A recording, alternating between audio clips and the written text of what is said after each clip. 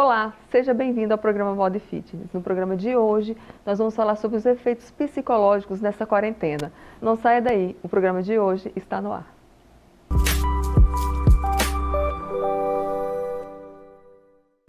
No programa de hoje eu recebo o Emerson Fregona, que já veio aqui antes, né, Emerson? Seja bem-vindo novamente. Gratidão, Marcele. Ele é neurocientista e hipnoterapeuta e é especializado nessa área, né, de trabalhar com a mente também das pessoas, de estar ajudando, de certa forma, a desenvolver para melhor qualidade de vida. Emerson, seja bem-vindo e fala um pouquinho pra gente sobre esse assunto do momento que está assustando a sociedade. Então, Marcele, primeiro, gratidão mais uma vez estar no seu programa. Para mim é uma honra poder estar com você aqui, os telespectadores, todo mundo que também está conectado. É um momento de inseguranças e incertezas. Obviamente, nesse momento, as emoções ficam à flor da pele. As pessoas perdem a qualidade emocional. Muita gente sem estrutura emocional realmente sucumbe a tudo isso que está à volta. Então, as notícias catastróficas, as mortes, as notícias que vemos no WhatsApp o tempo inteiro e nas mídias, redes sociais. Então, tudo isso abala de uma maneira direta ou indireta as emoções. E nós sabemos que são as emoções que mandam no corpo. E é possível, inclusive, Marcele, eu ficar com sintomas da doença sem estar doente, pelo simples fato de ficar ouvindo essas informações. Então isso é muito comum. O que a gente quer trazer aqui hoje, eu tenho certeza que a gente vai conseguir abordar de uma maneira bem direta, é a maneira como eu posso ter qualidade emocional para me blindar dessa emoção negativa que também modifica toda a minha neuroquímica, inclusive o meu corpo. Ou seja, eu posso acabar tendo doenças psicossomáticas por acreditar, por reverberar, por ficar olhando essas fotos, imagens e notícias que na verdade nem sempre são verdade, mas o meu cérebro, como não sabe diferenciar o que é real, o que é irreal, ele pode passar a crer. E eu senti sintomas de uma coisa que eu não tenho. Então a gente vai com certeza falar sobre isso aqui nesse programa. É tipo a famosa gravidez psicológica que acontece muito, né? Um dos exemplos existem pessoas que ficam grávidas psicologicamente, porque é o poder da mente, não é isso mesmo, Emerson? Perfeito, a mente é que manda no corpo, ou seja, a gente pode ter um corpo são, mas se a mente não estiver legal, o corpo padece. Da mesma maneira, eu posso estar com um corpo bem, mas se eu imagino que eu estou grávida, então a mulher começa a ter realmente, começa a sair leite, a barriga começa a crescer, porque é justamente essa questão psicológica. E a mente é fundamental eu ter uma qualidade emocional. Quais são as emoções que eu tenho guardado, no que eu tenho pensado, no que eu tenho visto, no que eu tenho falado, no que eu tenho ouvido? Isso vai determinar nesse período de quarentena qual é a qualidade do que eu vou estar vivendo durante esse momento, que não é um momento muito comum. Então as emoções estão à flor da pele, muitas notícias, muita vivência, muitos quadros que a gente não está vivendo e não estava acostumado a viver, por exemplo, ficar confinado dentro de casa com gente que eu não vejo toda hora. Vai ser um momento em que eu vou ter que encarar diversas coisas que eu geralmente fugia. E inclusive aqui, falando sério, Marcele, muita gente às vezes se envolvia em trabalho de maneira consecutiva para não enfrentar o que tem dentro de casa. E nesse momento também, eu preciso encarar aquilo que existe lá dentro. Ou seja, eu convivo talvez com a minha esposa, com meu filho, com meu marido, com os parentes próximos, que eu evitava ter com excesso de trabalho. E agora eu vou ter que encarar. É um momento, inclusive, de rever valores. É um momento também de rever outras coisas que a gente vai estar discorrendo aqui durante o programa. Pois é, eu tenho visto que as pessoas, em vez de rever valores, estão invertendo os valores, né? Que você vê aí na mídia mesmo, né? O que a mídia tem postado, né? Deixando as pessoas até mesmo em pânico, em vez de usar as coisas para fazer o bem, elas estão usando para fazer o mal. Isso acaba afetando ainda mais as pessoas, não é não? Inclusive as pessoas que ficam extremamente agitadas, o que vai acontecer no meu cérebro? Ele vai começar a gerar uma adrenalina sem fim, então eu vou ficar sempre ativo e o cérebro se prepara para a luta e fuga o tempo inteiro. Então são pessoas que começam a sofrer de insônia, logo de cara. Depois ela começa a ficar extremamente estressadas pelo excesso de notícia e também por aquilo que ela está vendo o tempo inteiro. Então a minha adrenalina, além de subir, o meu cortisol também some. Ele sobe, né? Então o cortisol, ao subir, eu também começo a estar propenso a doenças autoimunes. Então eu começo a ter coceira, alergias, elas afloram, já ficam à flor da pele.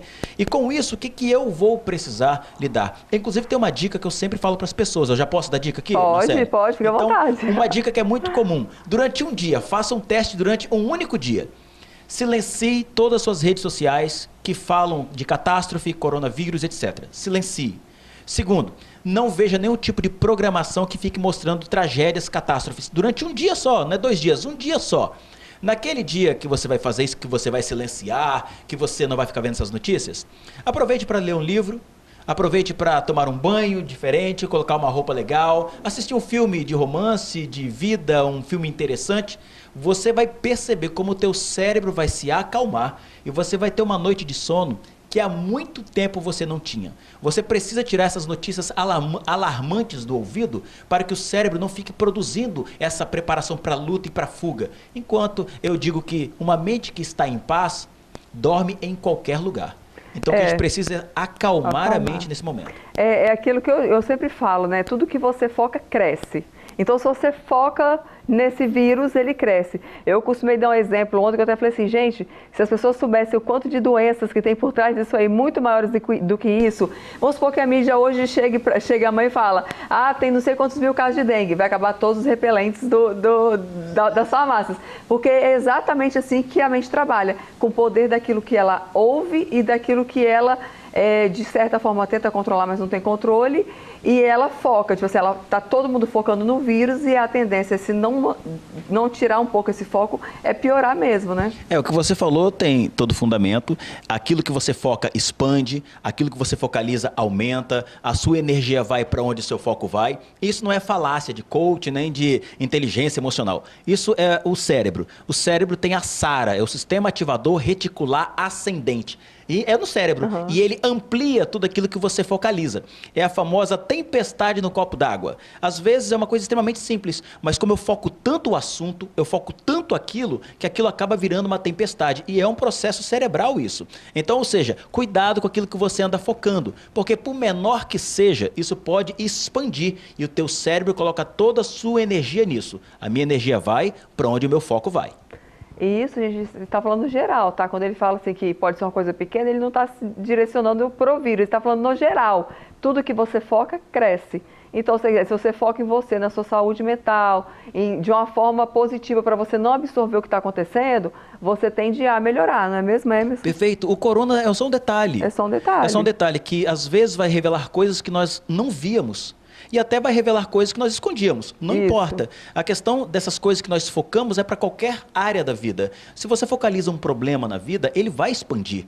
E se você focaliza uma solução, o teu cérebro começa a procurar oportunidades. O nosso cérebro, ele tende, Marcele, de focar no negativo.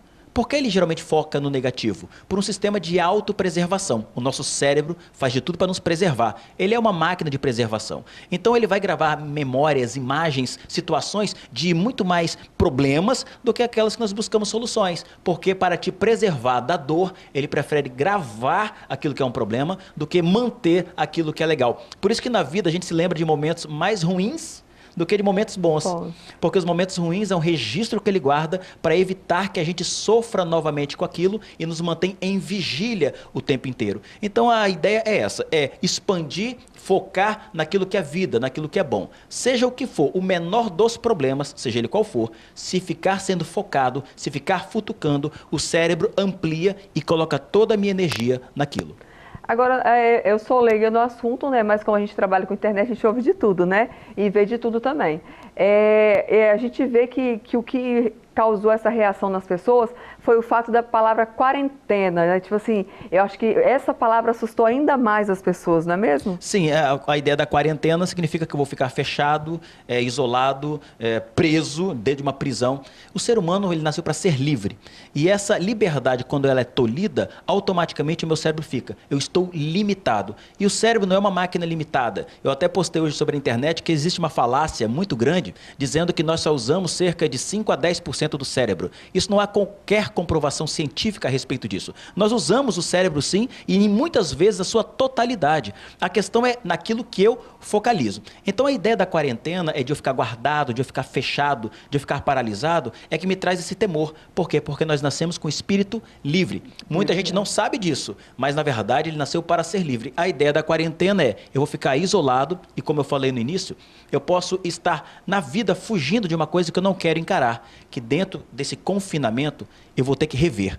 Então muita gente não quer encarar de rever aquilo que ele precisa rever dentro de casa, de valores que ele precisa reavaliar, de conseguir olhar nos olhos do filho, de conseguir olhar nos olhos do pai, da mãe, do marido, da esposa, e esse enfrentamento é que incomoda. A palavra quarentena é que vai me trazer para isso, para esse isolamento, no qual vai revelar coisas que eu, na verdade, não queria olhar. Não queria.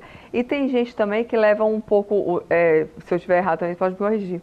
A palavra quarentena, assim, se estão em quarentena, a cidade toda está infectada, não é isso? Porque é o poder da mente. As pessoas, não é o meu caso, mas a maioria das pessoas que eu conheço, acabam se levando para esse lado. Gente, quarentena tem que se prender dentro do quarto. Tem algumas pessoas que agem dessa forma. E agindo assim, Marcele, a gente vai trazer outros problemas. Porque além da ideia da quarentena, eu vou começar a ficar em estados ansiosos. Então, o ser humano, ele é ansioso por natureza e está tudo bem, porque é uma expectativa de um futuro, é uma insegurança sobre algo que virá e que eu não tenho nenhuma garantia se vai acontecer. Como eu me sinto inseguro é porque eu não tenho controle sobre o que virá, como será o futuro, então automaticamente eu fico inseguro. E na vida nós passamos por problemas e por situações e por insegurança que me deixam ansioso. O problema não é a ansiedade em si, é o transtorno da ansiedade, que é quando ela me paralisa. Porque essa ansiedade, ela tem o quê? Ela paralisa o presente e inibe meu futuro, que ainda não acontecerá. Como que vai ser setembro? Nós não sabemos. Como será agosto? Só que a gente agora já quer sofrer pelo que será em agosto ou em setembro ou à frente. Sim. Então o que a gente precisa, na verdade, sempre é saber que a vida só acontece ao vivo, aqui e agora. Quando eu trago o meu pensamento para o presente, o meu corpo é a única coisa que não viaja no tempo. O meu corpo não vai para o futuro, então eu não fico ansioso. Meu corpo também não vai para o passado, onde eu provavelmente ficaria depressivo. Quando eu penso no meu corpo, eu trago todo o meu pensamento para o aqui e agora. E o aqui e agora é onde a gente está vivendo. Boa parte das pessoas evitariam de ficar ansiosas se conhecessem e percebessem o próprio corpo. É aquela ideia da respiração, quando você respira, você está trazendo a respiração para dentro, nada mais é do que você sentir o seu corpo, porque o seu pensamento está viajando. Quando você começa a pensar no corpo, o seu pensamento volta para o aqui e agora. Então, existem algumas, inclusive, técnicas, né, que a gente utiliza para isso, mas que seria um bom recurso para as pessoas deixarem, além da ideia da quarentena, também deixar de ficar ansiosas, porque a ideia da ansiedade também, ela toma conta das pessoas. Sim. A ideia do pânico, de que eu não posso sair, ou que está todo mundo infectado, que também consome as pessoas. Estado emocional sadio é fundamental para passar essa quarentena com saúde. Nós vamos para um breve intervalo e no próximo bloco nós vamos continuar falando sobre esses problemas que a quarentena tem nos trazendo, principalmente dentro do quadro psicológico. Não saia daí. Voltamos já já.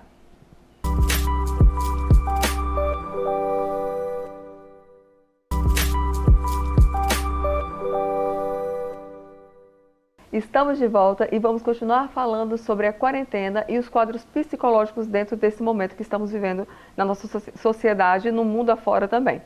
Emerson, como você costuma lidar com as pessoas que te procuram a respeito desse problema? Primeiro, compreender de que é uma coisa que nós não temos controle.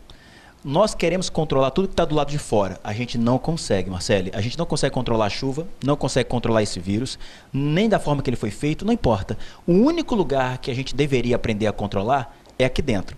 Então, ou seja, quando o paciente me procura, clientes me procuram, a primeira coisa é trazer para ele um estado emocional e ele compreender que essas emoções fazem parte dele.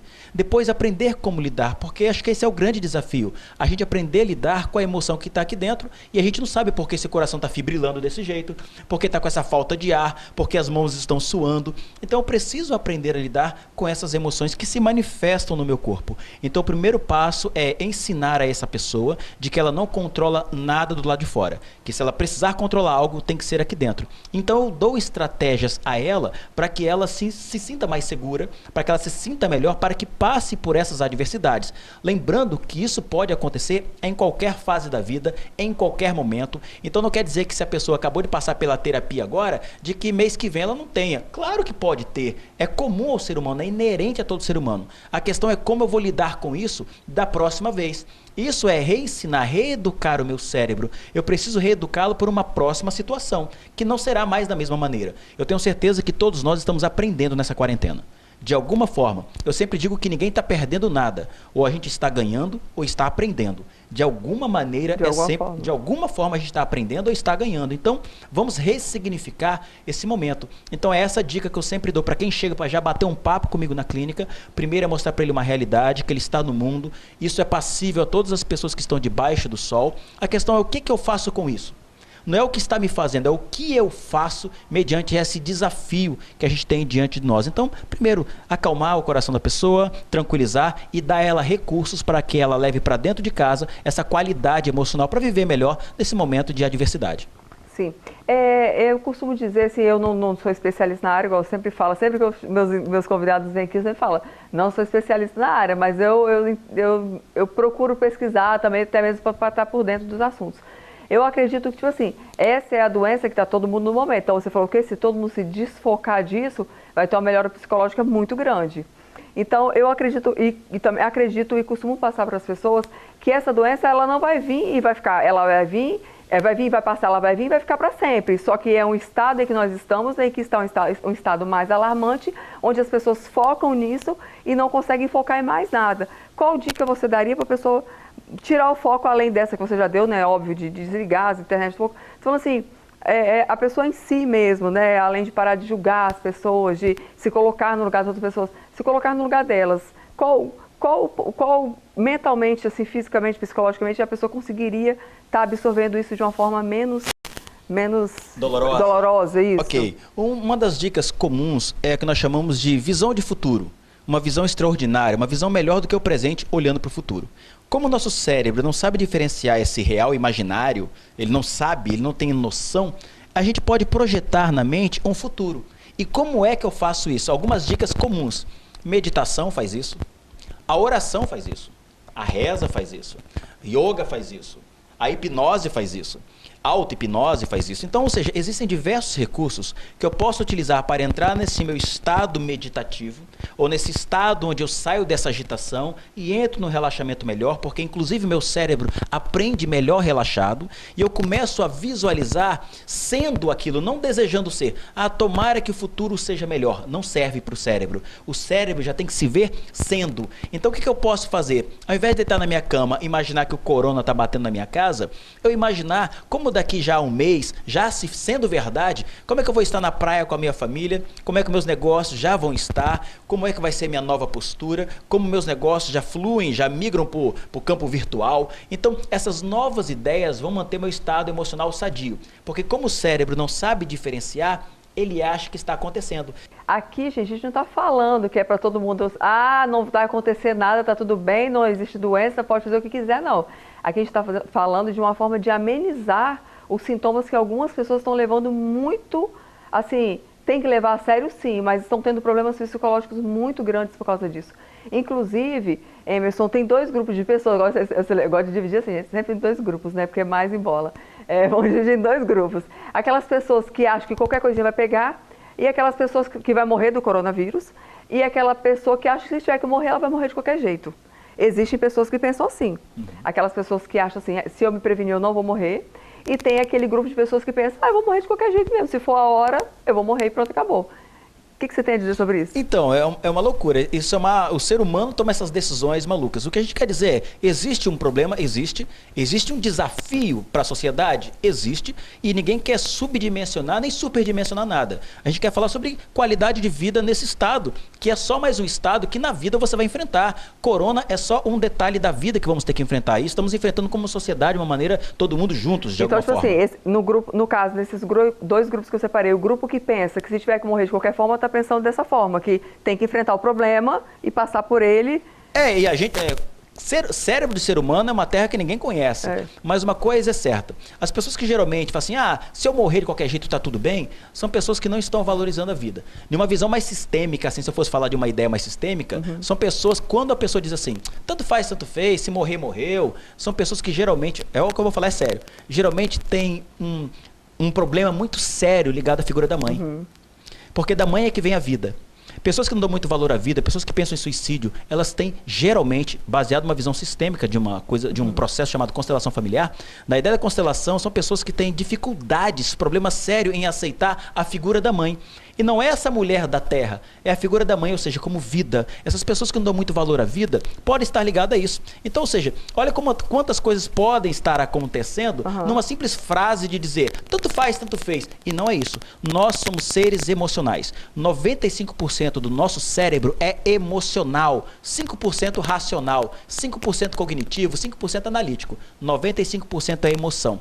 tudo que fazemos, até numa frase como essa, tem que ter uma emoção por trás. A gente compra por emoção, vende por emoção, sai por emoção, tá aqui por uma emoção. Eu só gosto de falar com emoção. Nós estamos gravando aqui que nós estamos emocionados, preocupados com todo mundo que está em casa, né? Com o emocional de vocês e resolvemos abordar esse tema também. Com certeza. Então é sempre pela emoção. Então, ou seja, temos que lidar com as nossas emoções. E como somos seres emocionais, essas pessoas, quando querem ficar em casa, têm uma emoção que as mantém. As que querem sair, tem uma emoção que as faz sair. As que declaram que não tem nada a ver com isso, também tem uma emoção, assim como aqueles que se preocupam têm uma emoção. Por isso que eu digo, nós não sabemos o que é que está por trás disso. Por isso é cada um fazendo a sua parte e a gente ganha todo mundo no bolo como um todo. Então, o foco da pergunta, de repente eu me expressei errado, não era esse. O foco da pergunta era, existem dois grupos. Aquela pessoa que acha que vai morrer do vírus se sair de casa, e aquela pessoa que acha que as pessoas morrem de qualquer forma, hoje ou amanhã, ou daqui 10 anos, daqui 20, daqui 30 anos. Tipo assim, são aquelas pessoas que acreditam que o futuro está reservado nas mãos de Deus e que quando chegar a hora, vai ser a hora e pronto, acabou. Não são aquelas pessoas que tanto faz se morrer ou ficar viva. Então, existem esses dois públicos. Eu estou falando porque eu ouço isso falar, né? Eu ouço pessoas falarem assim. Minha vizinha, do nada a pessoa morreu. Tipo assim, não, era a hora dela. Tem gente que pensa assim. Isso é um quadro emocional também, da pessoa estar tentando, às vezes, se livrar da doença, né? Alguns vão chamar isso de destino, alguns vão chamar de força divina, vontade de Deus. A questão é que tem gente que decidiu dar ênfase a isso. Tem gente que não. Não dá pra gente julgar psicologicamente qual é o melhor quadro. Se é aquele que deixa a vida me levar, vida leva eu, ou se é aquele que quer controlar a vida querendo gerir o dia que vai morrer. Não é controla bem assim. A vida deles e a dos outros também. Exato. Então a gente não vai conseguir ter esse controle. Então a ideia é, quem quiser ficar em casa, que é o conselho, que é o que está sendo dito, né? Fica em casa, vamos ficar em casa, siga esse conselho. Quem tem que trabalhar, tem muita gente que está saindo para trabalhar agora, que toma suas providências, que faz da melhor maneira, que eu acho que está todo mundo batendo o mesmo bolo, para no final a gente colocar uma cereja nesse bolo, todo mundo junto. Então não é para julgamento, não é época para se julgar, é época para todo mundo se ajudar. Tem esse grupo que diz, eu morro de qualquer maneira, tá tudo bem. Tem gente que fala assim, eu só vou morrer quando Deus quiser, também tá tudo bem. E tem gente que fala, eu não vou morrer de coronavírus. E também tá tudo bem, sabe? Eu acho aí tá lá com dengue em casa, com dengue ou com outra coisa. Então, no fundo, a gente precisa prosseguir. Eu acho que o caminho é para frente, não é para trás. Para trás é só uma biblioteca de aprendizado, como eu falei. Ninguém tá perdendo nada. Se olhar nessa visão, a gente cresce. É de que a gente tá aprendendo ou tá ganhando alguma coisa. Então, a gente tem que olhar para trás, para tudo isso que está acontecendo, como uma biblioteca de informações, para usar essas informações para a gente projetar o que vai para frente. Ficar paralisado no passado vai inibir o presente e impossibilitar o futuro. Então olhando para frente. E para fechar o nosso bloco, o nosso programa de hoje, né? Quero te agradecer. Mas antes queria que você deixasse uma dica pro pessoal de casa e também deixasse, né, e deixasse o pessoal de casa, quem estiver precisando, entrar em contato, pode ficar à vontade. Maravilha. Então, a dica que eu dou nesse momento, a gente, como ainda não está liberado e também não é um bom momento se fazer isso, é aquilo que você pode fazer em casa. E aquilo que você pode fazer em casa, tire 2 a 3 minutos por dia que você possa ficar só. Quando você ficar só, deitar no seu sofá, na sua cama, não importa, imagine já como seria a sua vida pós esse período. Mas não é para você fazer uma análise do tipo, uma análise crítica de si mesmo. É um pensamento melhor do futuro.